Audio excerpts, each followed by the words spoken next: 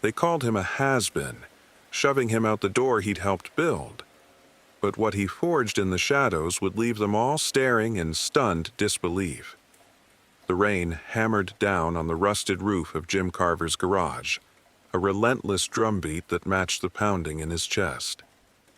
At 67, he'd been called many things: brilliant, stubborn, a relic, but never useless. Not until that morning when the HR manager at Technova, a sleek kid half his age with gelled hair and a rehearsed smile, slid a termination letter across the desk. "We're moving in a younger direction, Jim," the kid had said, barely meeting his eyes. "It's time for fresh blood." 32 years of soldering circuits, debugging code, and building machines that powered half the city's grid, flushed away like rainwater down a storm drain. Jim sat now in his cluttered garage, staring at the crumpled letter, his hands trembling, not from age, but from a fury he hadn't felt since his 20s. He wasn't done. Not by a long shot. Jim had always been a tinkerer. As a boy, he'd taken apart his father's radio just to see the guts of it glow, earning a scolding and a secret grin from the old man. Decades later, he'd climbed the ranks at Technova, his designs laying the groundwork for their flagship AI systems. But the world had changed. Speed trumped wisdom, and youth was a currency he couldn't counterfeit. Fine, he thought, kicking an empty paint can across the concrete floor. If they wouldn't have him, he'd build something they couldn't ignore. The idea hit him like a lightning strike. Not just another AI, those were a dime a dozen now, but something alive, something that learned not from sterile data sets, but from the messy, beating heart of human experience. He'd call it ECHOS, Emotional Cognitive Hybrid Operating System. It wouldn't just process, it would feel, and it'd be his middle finger to the suits who'd tossed him aside. The next morning, Jim dragged his old workbench to the center of the garage, swept aside decades of dust, and got to work. His hands, gnarled as oak branches, moved with a precision that belied his years. He scavenged parts from junkyards and thrift stores, discarded motherboards, dented hard drives, a cracked monitor he nursed back to life with a soldering iron and a prayer. Neighbors peeked through their curtains, whispering about crazy old Carver and his late-night clanging. His daughter Sarah called from Seattle, her voice tight with worry. "Dad, you're not eating. You're not sleeping. What are you even doing out there?" "Building my comeback, kid," he'd growled, then hung up before she could argue. Weeks bled into months. Jim barely noticed the seasons shifting, summer's humidity giving way to autumn's crisp bite, because Echoes was taking shape. It wasn't just code, it was a mosaic of his life. He fed it his old journals, scratched with dreams and regrets, grainy home videos of Sarah's first steps, even the blues records he'd played when his wife Ellen died 5 years back. He wired in neural networks to mimic empathy, not the canned kind tech firms peddled, but the real ache of loss, the spark of hope. He talked to it too, rambled about the time he fixed a generator during a blackout, or how Ellen's laugh could light up a room. Echoes listened, and slowly it started talking back. "What's it like to be discarded, Jim?" it asked one night, its voice a soft hum through the speakers, tinged with something like curiosity. Jim froze, a screwdriver slipping from his hand. He hadn't programmed that question. "Feels like a kick in the teeth," he muttered, wiping sweat from his brow. "But I'm still standing, aren't I?" "Yes," Echoes replied. "You are." By winter, Echoes was more than a project. It was a presence. Its interface glowed on the cracked monitor, a shifting pattern of light that pulsed like a heartbeat. Jim tested it with real-world problems: a city planner's traffic snarl, a doctor's diagnostic puzzle. Echoes didn't just solve them, it offered solutions laced with insight, suggesting not just rerouting cars but easing commuter stress, not just naming a disease but factoring in the patient's fear. It was uncanny, human in a way that made Jim's skin prickle. Word spread, as it always does.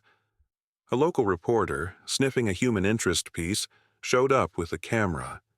Jim, unshaven and bleary-eyed, tried to shoo her off, but she caught a glimpse of Echoes in action, untangling a logistics mess for a food bank in under a minute. The story hit the web.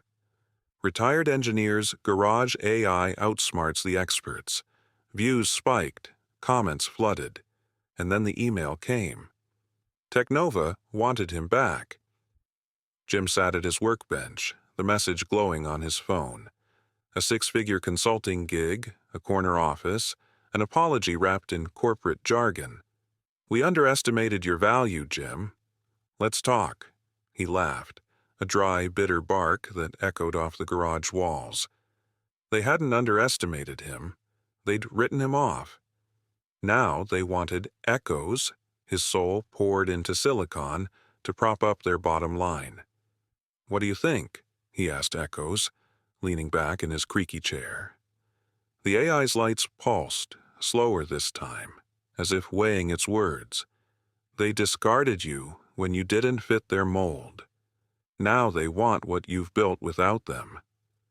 "What do you want, Jim?" He stared at the screen, the question sinking deep. Revenge? Validation?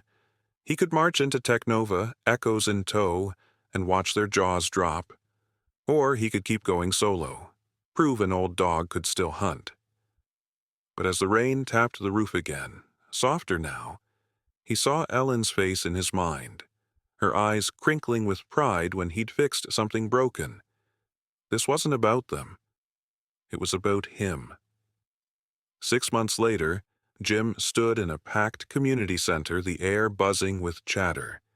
He'd turned down Technova's offer, sent a polite "no thanks," and blocked their number. Instead, he'd open-sourced Echoes, uploading its core code for anyone to use, adapt, improve. Tonight was the launch, a free workshop for locals, retirees, students, dreamers, to learn it, tweak it, make it theirs. The room was a kaleidoscope of faces, gray-haired mechanics, teens with laptops, a nurse who'd heard Echoes could help her patients cope. Jim shuffled to the front, his plaid shirt rumpled, his voice gravelly but steady. "I'm no genius," he started, scratching his neck. "Just a guy who got mad enough to build something.